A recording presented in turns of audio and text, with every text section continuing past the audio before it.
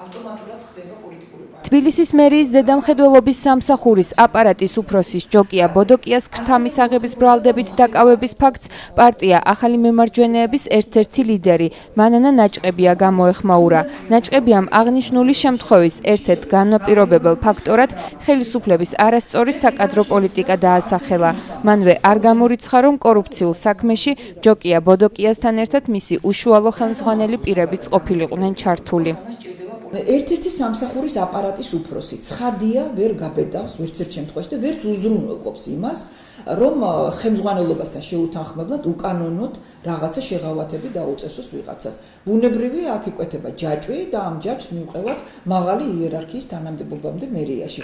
მე რა თქმა უნდა არანაირი დოკუმენტალური დასაფუძვება არ შემიძლია და არანაირი მტკიცება არ შემიძლია იმისა, რომ ეს არის მერი, შესაძლოა მერი არ იყოს საქმის კურსში, მაგრამ მისი უშუალო ხელმძღვანელობა ბუნებრივია იყოს საქმის კურსში.